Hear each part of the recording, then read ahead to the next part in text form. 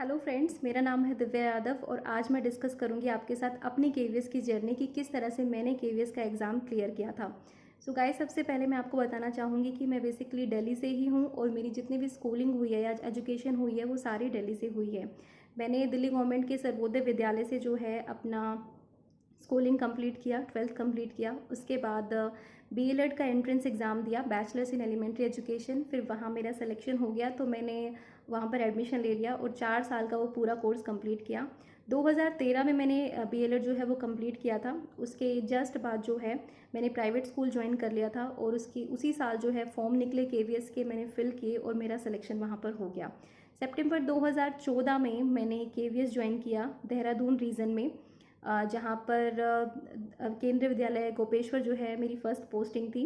उसके बाद मैंने ट्रांसफ़र लिया वहाँ से पौड़ी गढ़वाल में, केंद्रीय विद्यालय पौड़ी गढ़वाल में, वो भी उत्तराखंड में है पर हार्ड स्टेशन है। तो हार्ड स्टेशन से आपको होम टाउन में आने में इजी होता है कि आप 3 साल हार्ड स्टेशन काट लीजिए, आपको काफ़ी अच्छे पॉइंट्स मिल जाते हैं और आपका ट्रांसफ़र जो है वो ईजिली आपके होम टाउन में हो जाता है।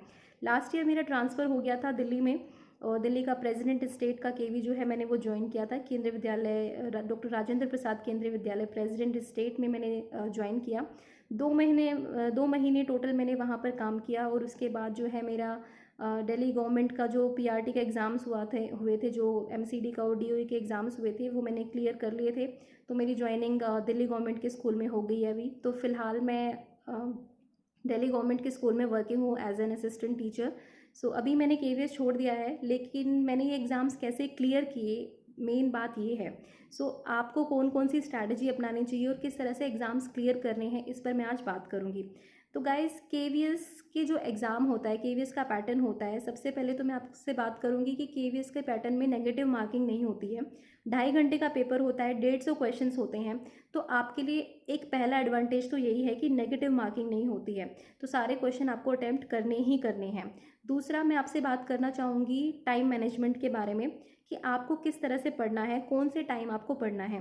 तो मेरे अकॉर्डिंग जो सुबह और शाम का टाइम होता है वो सबसे बेस्ट होता है पढ़ने के लिए, तो आप वहीं पर पढ़ाई कीजिए, वो बेटर है आपके लिए। तो सुबह के 2 घंटे या फिर शाम के 2 घंटे, अगर आप 4 घंटे नहीं पढ़ सकते तो कम से कम 2 घंटे स्टार्टिंग में पढ़ना शुरू कीजिए, 1 घंटा सुबह 1 घंटा शाम को। और धीरे धीरे आपकी जो हैबिट है आप देखेंगे डेवलप हो जाएंगी पढ़ाई की, और उसके बाद आपको खुद पढ़ाई से जो है प्यार होने लग जाएगा। सो गाइस, मेरे अकॉर्डिंग आपको सुबह का और शाम का टाइम पढ़ना चाहिए। दिन में मैं कभी नहीं पढ़ती हूँ। क्यों नहीं पढ़ती, इसका एक रीज़न है, आलस बहुत होता है और दिन में जो भी हम पढ़ते हैं वो अच्छी तरह से दिमाग में जाता नहीं है। तो इसलिए मेरे अकॉर्डिंग आप भी जो है सुबह और शाम को पढ़िए। अगर आपको दिन में सच में बहुत ज़्यादा अच्छा लगता है पढ़ना तो आप पढ़ सकते हैं दिन में, पर मैं अपने अकॉर्डिंग बता रही हूँ कि मेरे लिए कॉन्सेप्ट जो क्लियर करने हैं, आपको अच्छे तरीके से मन लगाकर पढ़ाई करनी है, तो वो सुबह और शाम को ही हो सकती है अकॉर्डिंग टू मी। सो सुबह शाम को पढ़िए, बहुत अच्छा है। दूसरा, मैं बात करूँगी आपसे केवीएस के एग्ज़ाम पैटर्न के बारे में और कहाँ कहाँ से आपको पढ़ना है। तो केवीएस का जो अब का जो एग्ज़ाम हो रहा है, देखिए पहले का जो एग्ज़ाम था जो मैंने दिया था, उसकी जो मार्किंग स्कीम थी और अब की जो मार्किंग स्कीम है वो बिल्कुल चेंज हो गई है। तो अब जो है आपका इंग्लिश हिंदी जो है क्वालिफाइंग ना होके आपका मेरिट में काउंट होता है। हमारे टाइम पे वो मेरिट में काउंट नहीं होता था, वो जस्ट क्वालिफाइंग होता था। सो अभी मैं आपको बताना चाहूँगी कि आपको कैसे अपनी प्लान करनी है, अपनी पूरी स्ट्रैटेजी। तो देखिए, सबसे पहले मैं हिंदी और इंग्लिश की बात करूँगी। हिंदी के लिए मैंने चाहे डीएसएसबी के एग्ज़ाम्स क्लियर किए हैं, चाहे मैंने केवीएस का क्लियर किया है। मैंने दोनों ही एग्ज़ाम्स के लिए जो है अरिहंत की बुक को फॉलो किया है। हिंदी की एक ग्रीन कवर की बुक होती है अरिहंत की, वो आप फॉलो कीजिए। हिंदी ग्रामर की होती है, हिंदी व्याकरण की, उसमें प्रीवियस ईयर के क्वेश्चन पेपर्स भी हैं। साथ ही साथ दूसरे एग्जाम्स में पूछे जाने वाले हिंदी के क्वेश्चंस भी आपको मिल जाएंगे। कम से कम 3 से 4 बार जो है आपको पूरा रिवाइज करना पड़ेगा उस पूरी हिंदी को, और आप देखेंगे कि आपकी हिंदी जो है बिल्कुल, आप उस पर, मैं कह सकती हूँ कि आप मुश्किल से 1-2 क्वेश्चन छोड़ेंगे हिंदी के जो आपको नहीं आते होंगे, अदरवाइज आप पूरे हिंदी में अच्छा स्कोर कर सकते हैं। ठीक है, तो हिंदी के लिए आप यही रखिए अरिहंत, या फिर अगर आपके पास कोई और भी अच्छी बुक है तो आप वो पढ़ सकते हैं। इंग्लिश के लिए मैंने पैरामाउंट रेफ़र की थी, तो मैं आपको भी कहूँगी कि आप पैरामाउंट कीजिए, क्योंकि पूरी वोकैब है उसके अंदर, पूरी ग्रामर पोर्शन है उसका। ग्रामर स्ट्रॉन्ग बनाइए, एक्टिव पैसिव या फिर जितने भी नाउन प्रोनाउन होती है, जितने भी सारे कंसेप्ट है वो क्लियर कीजिए। एरर फाइंडिंग जो है वो सबसे इंपॉर्टेंट होता है, खुद क्वेश्चन का सोल्व करना कीजिए। जैसे आपने नाउन का पोर्शन किया है तो नाउन से रिलेटेड आपको क्वेश्चन जो है पैरामाउंट की बुक में जो है एंड में चैप्टर के एंड में आपको मिल जाएंगे, तो वो आपका टेस्ट भी हो जाता है एक तरह से। अगर आप प्रोनाउन का चैप्टर कंप्लीट कर रहे हैं तो उसके बाद प्रोनाउन की मिस्टेक्स के लिए भी आपको क्वेश्चन जो है वो मिल जाएंगे। वहाँ पर आप देख सकते हैं कि क्या क्या उस सेंटेंस में, पर्टिकुलर सेंटेंस में क्या क्या मिस्टेक्स हैं। तो पैरामाउंट की जो बुक है वो मैं आपको रेफर करूँगी, उसमें वोकैब भी बहुत अच्छा है, ईडियम्स हो गया या फिर एंटोनिम सिनोनिम्स होंगे, वो काफ़ी अच्छे हैं, वो आप स्टडी कीजिए। और अगर इंग्लिश में आप और बेटर करना चाहते हैं या आप और अच्छा पढ़ सकते हैं इंग्लिश में, तो मैं कहूँगी कि एसएससी के प्रीवियस ईयर के क्वेश्चन पेपर में जो वोकैब आती है वो आप स्टडी कीजिए, उसको ज़रूर पढ़िए, क्योंकि उससे आपको इंग्लिश में वोकैब आपकी एक तो वोकैबलरी इनहेंस होगी, साथ ही साथ ग्रामेटिकल पोर्शन आपका काफ़ी अच्छा हो जाएगा। ठीक है, तो इंग्लिश के लिए आपके लिए इनफ है, ये आप कीजिए, क्योंकि इंग्लिश में आई थिंक 10 मार्क्स का स्टार्टिंग का जो पोर्शन होता है वो आता है केवीएस में, और सब्जेक्ट कंसर्न में भी आपका 10 मार्क्स का हिंदी और 10 मार्क्स की इंग्लिश आती है, तो वो ऑलमोस्ट सेम ही है। तो टोटल आप लगा लीजिए 20 नंबर की हिंदी और 20 नंबर की इंग्लिश आपको करनी है। ठीक है, उसके बाद हम बात करते हैं जीके करंट अफेयर्स की। 10 नंबर की होती है, तो 10 नंबर में करंट अफेयर जो है कम से कम 5 या 6 नंबर का है, तो करंट अफेयर्स डेली पढ़िए। करंट अफेयर्स के अभी से आप स्टार्ट कर दीजिए तैयारी और नोट्स बनाइए, क्योंकि करंट अफेयर पिछले 1 साल तक का पूछा जाता है। ठीक है, तो आप अभी नोट्स बनाएंगे, अभी नोट्स शॉर्ट फॉर्म में नोट्स बना लीजिए, चाहे आप यूट्यूब से पढ़ लीजिए, चाहे आप कोई मैगजीन फॉलो कर लीजिए। लेकिन मैं कहूँगी मैगजीन से बेटर आप यूट्यूब पे पढ़िए, क्योंकि यूट्यूब पे daily current affair, weekly current affair है, मंथली करंट अफेयर बहुत सारे चैनल्स करा रहे हैं, तो आप वहाँ से पढ़ सकते हैं, वो बहुत ही अच्छा है, आप वहाँ से ज़रूर पढ़िए। करंट अफेयर्स के आप नोट्स बनाइए, चाहे डेली के हिसाब से बनाइए, चाहे आप वीकली बनाइए, चाहे आप मंथली के हिसाब से बनाइए, पर उसके नोट्स बना लीजिए और उसको एक बार रिविजन ज़रूर दीजिए वीक में या फिर 15 दिन में। ठीक है, तो करंट अफेयर आपका वहाँ से हो जाएगा। जीके के लिए आप एनसीईआरटी पढ़िए, क्योंकि आपको सोशल साइंस के पोर्शन के लिए जो सब्जेक्ट कंसर्न में आता है उसके लिए आपको एनसीईआरटी पढ़नी ही पड़ेगी, तो वहाँ से आपकी जो एनसीईआरटी है वो स्ट्रॉन्ग हो जाएगी। साथ ही साथ अभी करंट में जो जीके का एक ट्रेंड चल गया है, बहुत सारी चीज़ें जीके में पूछी जाने लगी हैं, नेशनल पार्क्स हो गए, वाइल्ड लाइफ सेंचुरीज हो गए, न्यूक्लियर पावर प्लांट्स हो गए, बहुत सारी ऐसी चीज़ें हैं जो जीके में बहुत मतलब आपको किसी बुक में नहीं मिलेंगी, वो ट्रेंड में है आजकल, तो वो भी पढ़ना आपके लिए ज़रूरी है। इसलिए मैं कह रही हूँ कि करंट अफेयर ज़रूर पढ़ लीजिए, क्योंकि कोई पावर प्लांट में कुछ चेंज हो रहा है, कोई नेशनल पार्क जो है उसमें कोई चेंज हो रहा है, तो वो सब जो है जीके का पोर्शन बना के उसको एग्जाम से पूछा जा रहा है, तो उसके लिए आप ये कर लीजिए। अब हम बात करेंगे सब्जेक्ट कंसर्न की, तो सब्जेक्ट में जो है वो आपका टोटल 80 मार्क्स का होता है, जिसमें से 10 आपका इंग्लिश हो गया और हिंदी हो गया।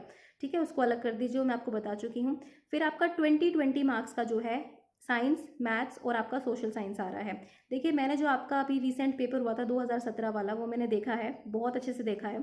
तो उसमें क्या है, आपको मैथ्स के लिए और साइंस के लिए 6 to 10 की एनसीईआरटी पढ़नी है।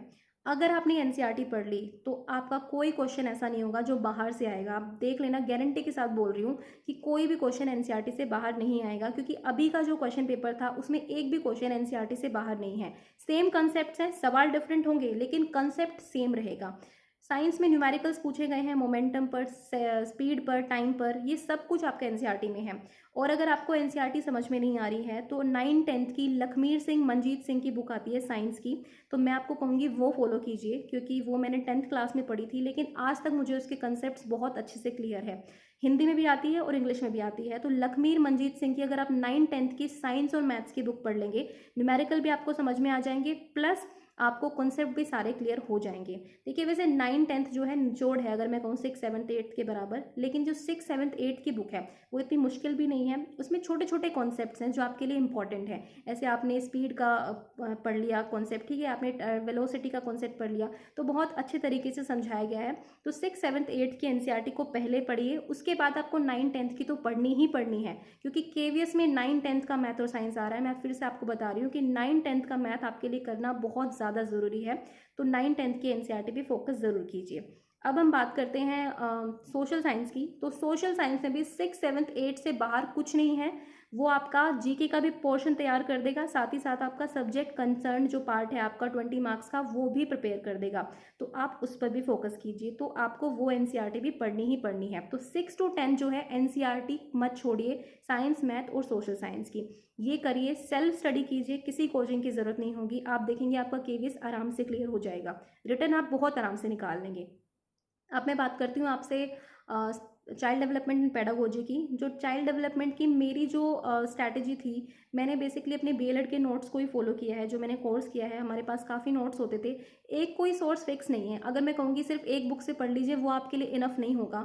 मैं कहूँगी क्वेश्चन पेपर को स्टडी कीजिए, जो भी कॉन्सेप्ट आपको नहीं समझ में आ रहा है उस कॉन्सेप्ट को गूगल पर सर्च कीजिए, और गूगल पर सर्च करते हुए एक चीज़ ध्यान में रखिए कि कम से कम 2 या 3 जगह से देखिए, क्योंकि गूगल पे हर इन्फॉर्मेशन सही नहीं होती है। तो 2-3 जगह से देख के अपने नोट्स मेकिंग कीजिए, उन कॉन्सेप्ट्स को एक रजिस्टर बना लीजिए, उसमें जो भी कॉन्सेप्ट नया आपको लगता है कि आपने अब तक पढ़ा नहीं है तो वो वहाँ पर आप नोट कर लीजिए और उसको पढ़िए, भले आप यूट्यूब से पढ़िए चाहे आप गूगल से पढ़िए, ठीक है। नोट्स ज़रूर बनाइए।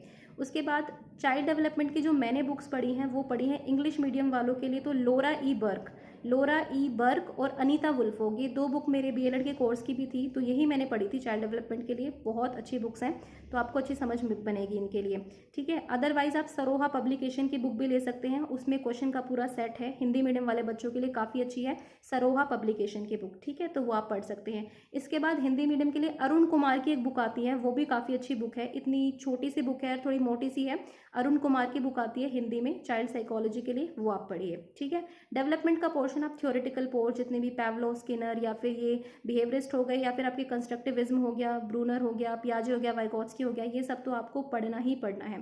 प्लस इंडियन एजुकेशन सिस्टम आपको पढ़ना है, एनपी क्या थी, national policy of education, operation black board क्या था, बाला इंटरवेंशंस क्या है, बहुत सारे ऐसे टॉपिक्स हैं एजुकेशन सिस्टम में, वो आपको पढ़ने ज़रूरी हैं, ठीक है। तो वो जो है उसके लिए भी मैंने इंटरनेट ही फॉलो किया था, मैंने अपने नोट्स मेकिंग किए थे हर जगह से।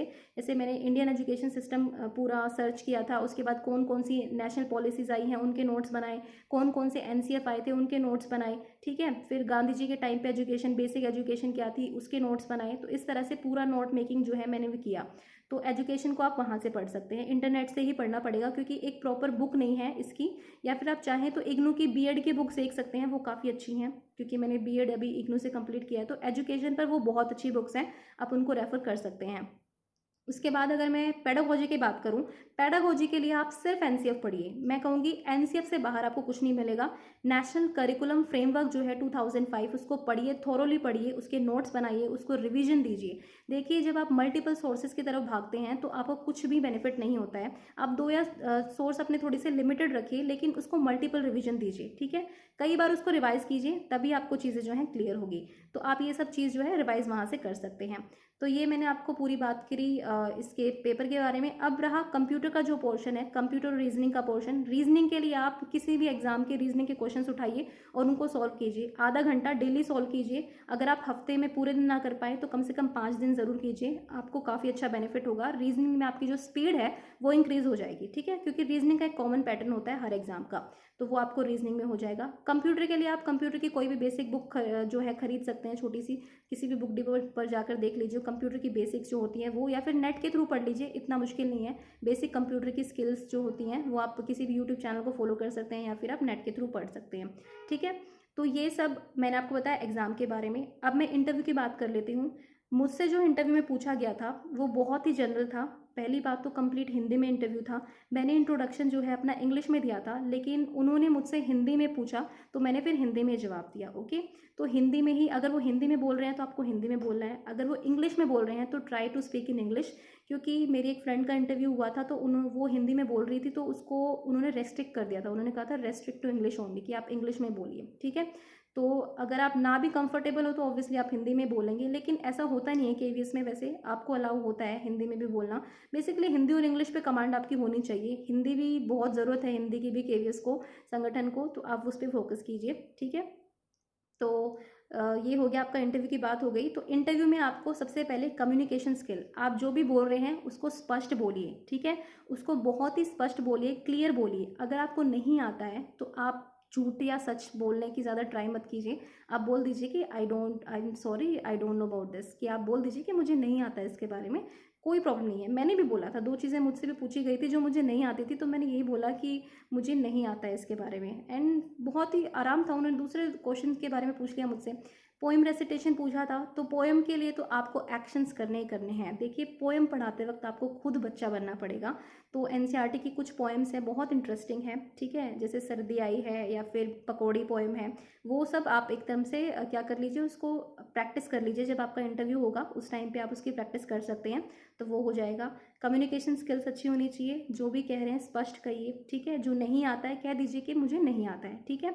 और हॉबीज़ ऐसी बताने की कोशिश करना जिसमें आप थोड़े से परफेक्ट हो, ठीक है। जैसे मुझसे हॉबी पूछी गई थी तो मैंने म्यूज़िक बोला था, क्योंकि मुझे सिंगिंग का शौक है, तो मैंने म्यूज़िक बोला था। तो उन्होंने मुझसे कहा था कि आप कोई गाना सुना दीजिए, तो मैंने एक पेट्रियोटिक सॉन्ग उनको गाकर सुनाया था।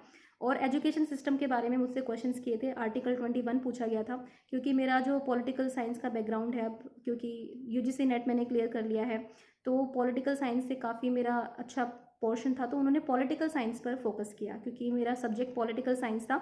तो वो सब्जेक्ट को भी पकड़ते हैं, आप किस सब्जेक्ट, आपका सब्जेक्ट क्या रहा है, इस चीज़ को भी वो पकड़ते हैं। तो आप प्लीज़ अपने सब्जेक्ट पर भी थोड़ी सी कमांड बनाइए, जो भी आपका ग्रेजुएशन में सब्जेक्ट है या 12th में आपके पास साइंस थी, आर्ट्स थी, वो उन चीज़ को भी इंटरव्यू में पकड़ते हैं। तो आप इस चीज़ पे फोकस कीजिए, ठीक है। तो इंटरव्यू में तो बस यही है कि आपको कॉन्फिडेंट रहना है। वो हमेशा सब्जेक्ट नॉलेज नहीं पूछते हैं, आपसे जनरल भी क्वेश्चन पूछ लेंगे। अच्छा, आपकी क्लास में इतने बच्चे हैं, तो आपसे कोई गलती होगी, सपोज आपने कोई चीज़ गलत बता दी है, तो आप फिर बच्चे को क्या कहेंगे, क्या कहेंगे आप उसको, कि आई एम सॉरी कहेंगे, कि या क्या आप अपनी स्ट्रैटेजी बताएंगे बच्चे को, ठीक है, कि आपसे गलती क्यों हुई। तो इस तरह की क्वेश्चंस भी वो पूछ सकते हैं आपसे। तो आपको एट द टाइम जो है अच्छे से सोचकर उसको आपको जवाब देना है। अगर आप टाइम लेना चाहते हैं तो आप इंटरव्यू को बोल सकते हैं, इंटरव्यूअर को आप ये कह सकते हैं कि सर आई नीड 1 मिनट या 1 सेकेंड, मुझे कुछ सोचने दीजिए, मैं सोच सकता हूँ क्या 2 मिनट के लिए। तो वो आपको ये भी टाइम दे देंगे, ठीक है। तो मेरे साथ हुआ था ऐसा कि उन्होंने मुझसे कोई क्वेश्चन पूछा था, ग्रेडिंग सिस्टम क्यों आया है, तो मैंने उनको कहा कि सर 2 सेकेंड का मैं टाइम ले सकती हूँ। तो उन्होंने मुझे टाइम दिया कि हाँ you can think about it. तो मैंने 2 मिनट ऐसे शांति से सोचा, फिर मैंने जवाब दिया। तो ये भी आप कर सकते हैं, ठीक है। तो कॉन्फिडेंट आपका बहुत ज़रूरी है इसके लिए, ठीक है। तो गाइज़ ये मेरी स्ट्रैटेजी थी एग्ज़ाम की, और कंटिन्यूस पढ़ाई की है मैंने, पूरे 2 साल कंटिन्यूस पढ़ाई की है। जब एमसीडी और डीओईपीआरटी का एग्ज़ाम आया था तो पूरा कंटिन्यूसली मैंने पढ़ाई की, पढ़ाई अपनी नहीं छोड़ी। भले ही मैंने हफ्ते में 5 दिन पढ़ा, लेकिन उसको कंटिन्यूटी में रखी। आप 4 दिन भी पढ़ लेंगे हफ्ते में, लेकिन कंटिन्यूटी में रखिए, ठीक है। कंटिन्यूस होना चाहिए आपका, तभी आपका एग्ज़ाम जो है वो क्लियर होगा। और सेल्फ स्टडी कीजिए, उससे बेटर कुछ नहीं है।